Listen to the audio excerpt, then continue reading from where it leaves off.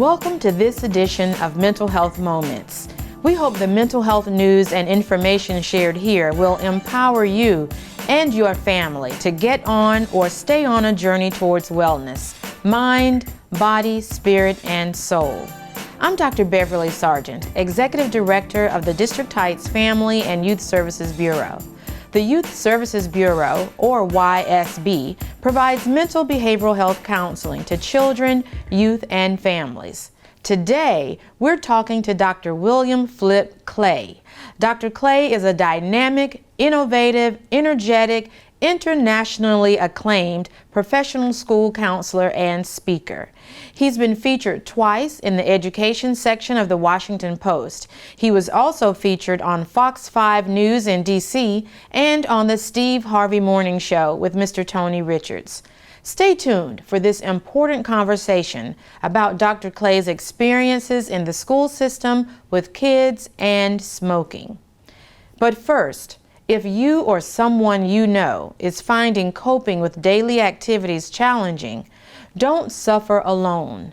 If you're in crisis, call the crisis line at 1-800-422-0009 or the suicide hotline at 1-800-273-8255. You don't have to be alone. You don't have to be sad. There is help every day, all night and all day. Remember, your mental health and your children's mental health matters. The District Heights Family and Youth Services Bureau is your YSB, and our sole purpose is to serve you. For appointments, call us at 301-336-7600. If you have questions and you'd like to email us, do so at questions@districtheights.org. Again, that's questions@districtheights.org. Send us an email. Tell us about the show. Maybe even share some topic suggestions. We're looking forward to hearing from you. Now, due to a grant we received from the Maryland Center at Bowie State University, we're going to spend the next 8 shows concentrating on tobacco education and prevention. We'll include some vital information on marijuana, THC, and the teenage brain. Please stay tuned. This is certainly news you can use. Now, let's chat with Dr. William Flip Clay.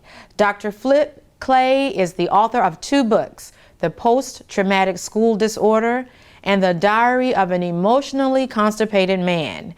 He's also a professional school counselor in the Prince George's school system. He's been highly recognized by numerous national organizations: the National Association of Black School Educators, National Marcus Forster Distinguished Educator of the Year Award, and the Metropolitan Baltimore Association of Black School Educators are just a few. Dr. Clay is a dynamic, innovative speaker. He's been featured twice in the education section of the Washington Post. He's also been featured at Fox 5 News and the Steve Harvey Morning Show. Dr. Clay, I understand that you're the author of 2 books, The Post-Traumatic School Disorder and The Diary of an Emotionally Constipated Man. Tell us about these books. Post-Traumatic School Disorder, that book was birthed from my role as an elementary school counselor and watching our young men walk into the building deemed angry, mad, upset. And when I decided to write the book, I wanted to tell their story, but at the same time, share my trauma. And then also share strategies on how we could help these young men with their social, emotional development. So the whole basis for the book is sharing my trauma, looking at trauma from a historical perspective, and then looking at intervention and prevention on how we can help these young men to excel academically and socially. So I developed a program, men of, just use the concept of MOA program, the men of something. Like if your school is Ardmore Elementary School, it would be MOA. If the District Heights Elementary School, it would be MOD. So I implemented an empowerment program for young African American Latino males. And with 3 years, we saw a 75% increase in proficiency, academic achievement. We only had 5 suspensions in 3 years. The program was featured on the Steve Harvey Morning Show. The Washington Post came in and interviewed the students, and they were featured in the Washington Post. And it was data-driven. And one thing I learned, once you provide young boys, especially, an avenue or a place where they can come into release what's bothering them, you will see an increase in their behavior. You will see a decrease in their negative behavior and an increase in academic achievement. Okay. So I provided a platform, and when I wrote the book, that was the whole basis for the book, showing the world how you can take this framework and implement it in the elementary school, and you're going to see the social, emotional development and the academic development increase. So you were able to do this as a part of being a professional school counselor. Yes. With elementary school children. Yes. or boys. Yes. In elementary school. Yes. And it was a wonderful experience. I mean, the young boys were excited. You know, every Monday they wore their shirts. We developed 2 programs.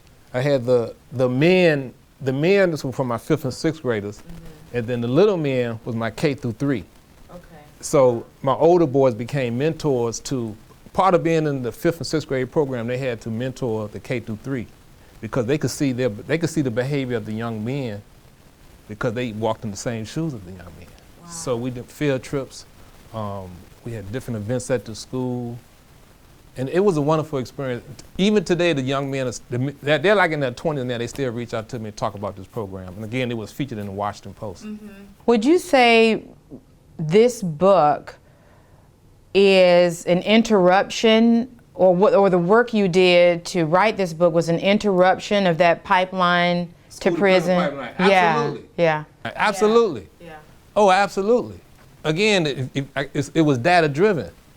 So, and it was so successful that we was on the Steve Harvey Morning Show. Yeah. And I remember the guy was interviewing myself off air, and he was just like, why don't they have this program implemented countywide in your school district?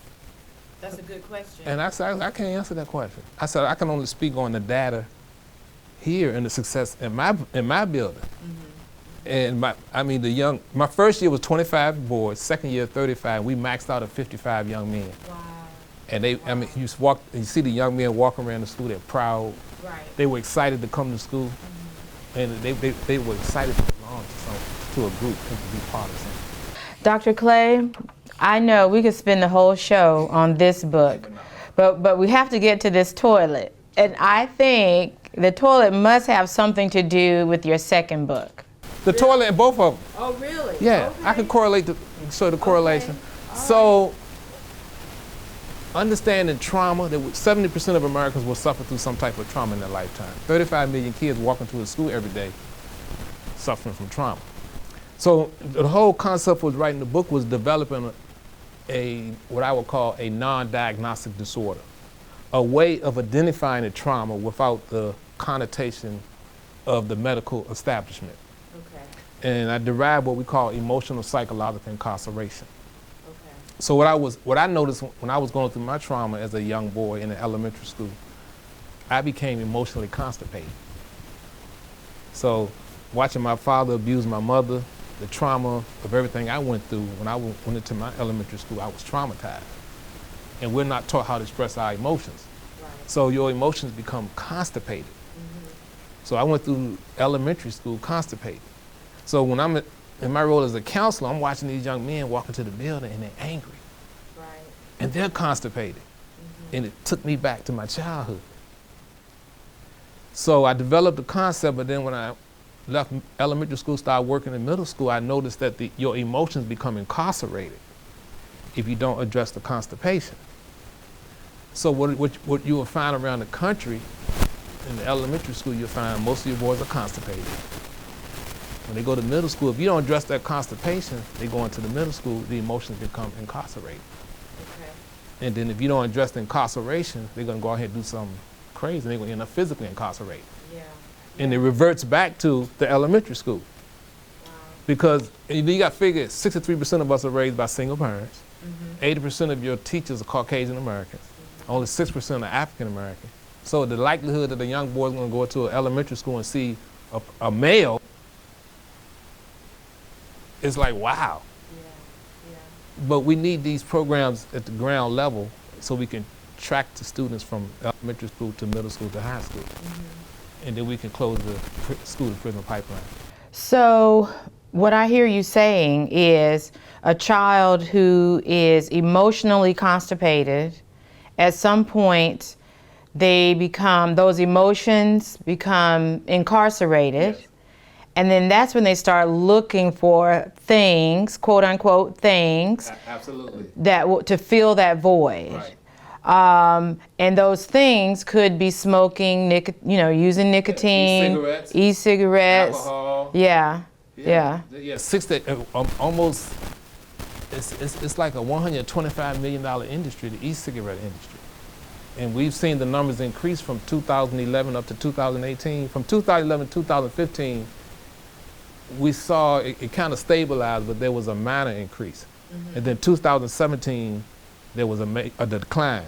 But in 2018, 2019, it's increased, according to the Surgeon General of the United States. So we're seeing this constipation, this incarceration play out in the school setting. Because one in 5 high school students, they will become victim to e-cigarettes. 1 in 5. 1 in 5, and 1 in 20 in middle school. Wow, yeah. So in public schools across the country, you see that peer pressure, you see the variables that play a role in it, that constipation, that incarceration, which in turn directs them towards cigarette smoking, alcohol, drugs, e-cigarettes. Now, I guess the next question is, how do we fix that? And I'm wondering if your organization, Boys Off the Hook, is your answer to helping these kids? I would say that I think we have to, one of the things I always say is genetic loads the gun, environment pulls the trigger. Wow, genetics loads the gun, environment pulls the trigger. It goes back to parenting. Okay. Everything starts in the house. How do we fix it? The school is not the miracle worker. Right, it's parenting. Okay, then when I presenting workshops to parents, a couple questions I will ask them. When your child wake up in the morning, when he's in your house, what does he see? What are you doing? What does he see? What are you doing? What is he learning? What is she learning? Because 8 times out of 10 it's reverting back to the home. And then the parents are not having these conversations, these tough conversations, or these constipated conversations. The conversation, let's say if a parent want to talk about drugs, e-cigarettes, or vaping, well, I don't know how to do it. Watch a video. Share your personal journey growing up. Share somebody in your family's personal journey, how they dealt with drugs, how they dealt with those variables growing up. It's easy not to talk about it. Right. Right. It's a tough. Yeah. Because right. Well, that's true. I mean, it's a tough subject. Well, it's only tough if you allow it to be tough. So that's why you have Pepto-Bismol, because you have to take it. You got to release it. You got to get it out. Right. You need to have this conversation. Yeah. Because we understand the variables today that our young people are dealing with. Yeah. Even as adults. And there's that cliche, if we don't take care of it, society will. And they're going to lock you up. Especially for our young men. Yeah.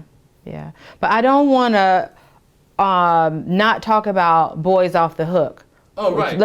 Tell our listeners and our viewers about that organization, because I'm just wondering, how do you have all the time in the day to do all that you're doing? You have these 2 books, you're in the school system, you are on the front lines of watching these kids, helping these children, trying to make a better future for themselves. So I'm just thinking that Boys Off the Hook is just one of the many tools that you're using to do that. Yes, Boys Off the Hook allowed me the opportunity to present workshops in churches, working with parents, working with educators, speaking at colleges, universities, and then sharing strategies how to address trauma, how to look at social emotional development in children. And also now it's enhanced to the point now where I'm starting to do a lot of work with men. Because a lot of my young boys that I was working with when they were in elementary school are now grown men. Yeah. And what I'm finding is some of those same strategies that I was using in the school setting, it's working miracles on the private sector. So Boys Off the Hook allowed me to utilize strategies from the school setting, bring it into the private sector, and share with the world on how we can heal from trauma and the variables that hinder us from becoming who we need to become. Yeah. Wow. Can you give us 3 or 4 tips on what the Diary of an Emotionally Constipated Man shares with its readers? Number one, the most important thing is that you need to transfer trauma with truth and transparency. Transfer trauma with truth and transparency. Okay. That's the basis for the book. Once you transfer your trauma with truth, then you can become transparent. So I think that's one strategy to share of the book. Yeah. Another strategy to share of the book is understand the impact of emotional psychological incarceration. Okay. And how that impact, intergenerational emotional incarceration. Okay. And that's the variable of looking at trauma and how it's passed down from generation to generation, from generation to generation. Mm-hmm. And then, of course, the whole basis for the toilet, which is emotional psychological incarceration, and using and correlating the release of physical waste and how you feel when you release it to the importance of releasing that emotional waste. Mm-hmm.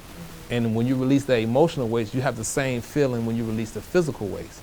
And I think that's just one of the many strategies that you can take from the book. Mm-hmm. But I think those are the most important 3 things that you would take from the book is the correlation of the physical and emotional waste and how it makes sense. Even with young people, I was speaking in Denver, Colorado on a workshop with high school students for 3 hours. And I have a video on YouTube where I'm actually go through the whole toilet process. Okay. And I showed the video to the high school students. And I remember this young Latino girl was sitting up in the corner. And she called me over at the end of my presentation. She said, "Thank you." I was like, "Thank you." She said, "Thank you." She said, "Now I understand because of the video." It's like, oh, okay. Because you can't argue with the concept. Right. When you release physical waste, you feel good. That's true. So if you release the emotional waste, you're going to feel good. But I have to say that emotional waste, that's years in the making. And it takes years to release. It's constipation and incarceration. And then I don't know that a person who is emotionally constipated knows it.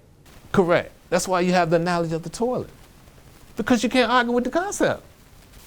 How can you argue with it? If you sit on a toilet and you release a good one, you feel good. Yeah. Okay?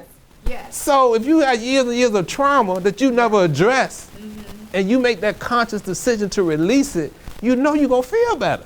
How do you encourage your elementary school kids, your middle school, high school, and adult men, how do you encourage them to take the steps to release their emotions, to talk about their emotions? With the 4 T's. With the 4 T's. Truth, transparency. Looking at the 4 T's. Okay. Truth, transparency. When you transfer your trauma with truth and transparency.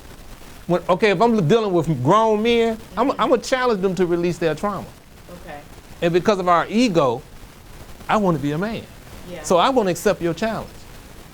Now, when you're working with children, you can, I use different strategies. A friend of mine, Donovan out of Denver, he uses a strategy called SOS. He's a professional school counselor. He uses a traffic light. Okay. And I talk about it in my book called Traffic Light Healing.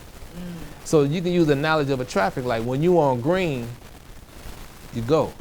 When you're on yellow, it's a caution. When it's on red, your emotions, you're angry. But when you start that process of healing, it's a caution. But when you're ready to release, it's green. Everyday concepts, things we see, there's a correlation to your emotions. Just like the toilet and the traffic light. Yeah. It just makes sense.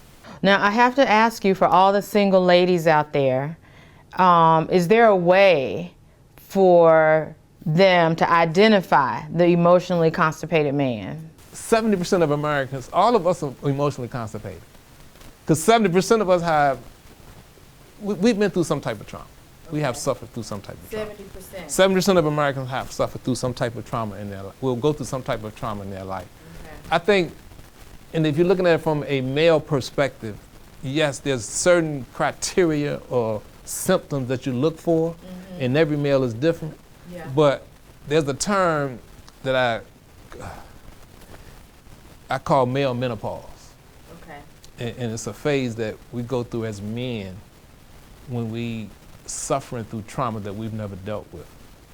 And there's certain criteria. To answer your question, yes. And you want, They need to get the book. They get the book to read. But all jokes aside, yes, there are certain criteria or symptoms that you can look for, but it varies from male to male. But there is a standard framework. Yeah. Because sometimes you look at someone who's suffering through anger management. However, they just constipated and incarcerated. But there's no, because we don't like the word counseling, there's no connotation to that a male will be open to accepting that that he has some issues that he needs to deal with. Yeah. So I look at the different criteria and symptoms vary from male to male, but there's a basis framework. And and what I'm finding in the school perspective on the private sector, the father issue is the main issue that a majority of males have never dealt with. The father issue. The lack of the father being present or not being present. And they've never dealt with that incarceration and constipation. Yeah. But you can still be successful incarcerated, but you can't reach to the level of transparency because you're still holding in on that trauma. Right, and you don't feel the freedom. Right. That's why you have to transfer your trauma with truth and transparency. And I always ask when I'm working with young boys and men, what is your trauma trigger? What triggers your trauma? Who triggers your trauma? Is it that young lady you're dating? Is it a book you're reading? And it's like, whoa, I never thought about it. What's your message to parents? Time, talk, conversate. Get back to the basic fundamental of parenting. Spending time with your children, having those conversations. Just being transparent. Because kids love a story.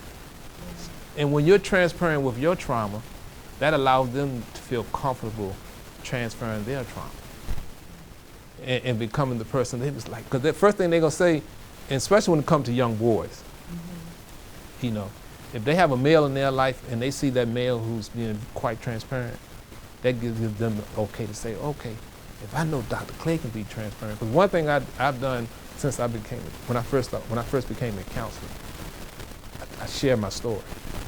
I don't even talk about counseling. I share my pain with my students because they can understand. So when they're going through their trauma, they'll revert back to my story. Because kids will never forget a story. And kids will never forget what you did. They'll never forget how you made them feel and what you did for them. And when I transfer that trauma and I tell my story, because I tell my story to my middle school students, oh yeah, they know it. And they're fascinated. I've even cried sometimes telling my story. But it gives them permission to transfer their trauma and release. Yeah. And when you can set that example, it just opens up. It just opens up. And transparency is very healing. Of course it is. Yeah, I mean, it's every time I share my story with the students, I'm healing. Right, absolutely. And I'm motivated because when they walk into my office, and I see they're constipated and incarcerated, I can revert back to my story, or they'll bring it up, and they're like, "Oh, okay." And I share different. In the book, Constipated Man, I share different actual stories of young people I've worked with and adults I've worked with, and how that transfer of the trauma of transparency healed them. Yeah. I talk about a 75-year-old man in the book. I broke down emotional, psychological incarceration in front of a store. He came back 2 weeks later and shook my hand. He said, "Thank you." He said, I could never understand. He said, "I remember when I was 12 years old what happened to me, and that's why I was acting this way toward my 3 daughters and my wife." Wow. And That's powerful. it was the whole analogy of the toilet and the concept, and it triggered his childhood, which was his constipation. Yeah. That consumed him for his whole life. And it took a conversation in front of a store for him to realize this is what occurred. And he came back and shook my hand. Yeah. Well, Dr. Clay, where can our listeners, our viewers, get your books? They're on Amazon. They can go to boysoffthehook.com, or they can go to amazon.com. Okay. And they're on my website, Boys Off the Hook, on amazon.com. Okay. Yeah. Yes, ma'am. I know you have another book in the making. The world needs to be released of this constipation. Okay. Including the leaders of this world. Yeah. Because everyone's constipated. Everyone's constipated. I'm telling you, we're constipated. When you come on TV. Yeah. They're constipated. Well, I mean, you're doing yeoman's work. And I appreciate the fact that you're starting with kids. You don't ignore them. I mean, you're talking to adults, and that's wonderful. Parents, that's wonderful. But just I'm partial, and I feel like when we start with our children, we're really making a difference. You're establishing the foundation to heal, because they're going to pass that on to the next generation. I have one of my former students, he's a mother now, and he said, man, matter of fact, he went to District Heights Elementary School, and he's running his own mentoring program out of District Heights. And he said to me, man, when I first started working at District Heights, I had a pet brick. Okay. And because when I interviewed in the county, they said if you go to anywhere with the Heights on the end, you got to be crazy. I didn't know nobody. I mean, I don't know. Mm-hmm. So they said, man, you going to District Heights? They crazy over there. It's like, what? I had just fresh out of school. I don't know. Mm-hmm. So I had a pet brick, and it had Mr. Clay Don't Play. And my brick was my best friend. Okay. And still to this day, he talks about the impact of that brick had on him and how it drew him towards me. And a lot of those students from the elementary school, they follow me on social media, and they reach out to me and said, I remember one morning I woke up and I got this email on Facebook from a young lady, and she said, Dr. Clay, you probably don't remember me, but it was those days when I came into your office.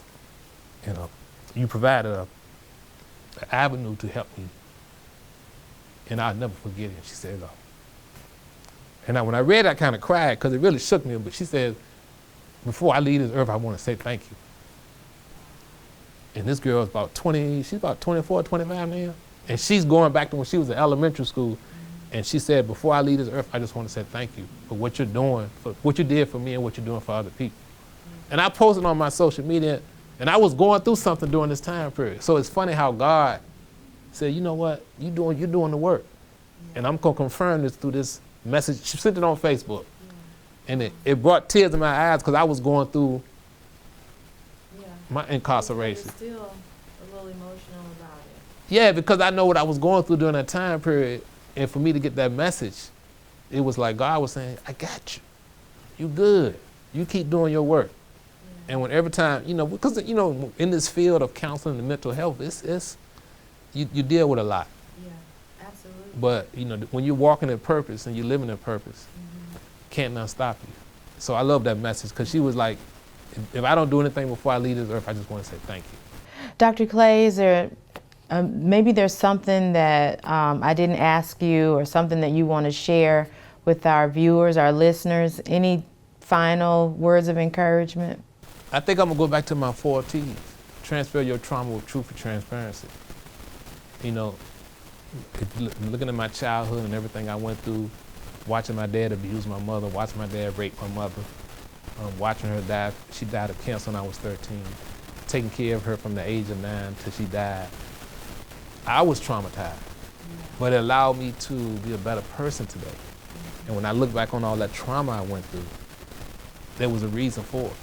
And the reason for it today is why I'm sitting here talking with you, because it allows me to transfer my trauma with truth and transparency and share this whole concept and the idea of healing and how when you follow the 4 T's, you will be set free. Thank you. Thank you, Dr. Thank you so much. Thank you. I appreciate your time, and I appreciate the investment that you are making on a daily basis in the entire community, across the country actually. We're just honored to have you. Thank you, Dr. Sargent. Thank you. Thank you, Dr. Clay, for sharing your energy, your tireless work, and investment in the lives of our children. Finally, for our listeners, our viewers, If you have questions or concerns, please email us at questions@districtheights.org. Until the next edition of Mental Health Moments, this is Dr. Beverly Sargent, Executive Director of the District Heights Family and Youth Services Bureau. Be safe, be wise, and don't be afraid to ask for help.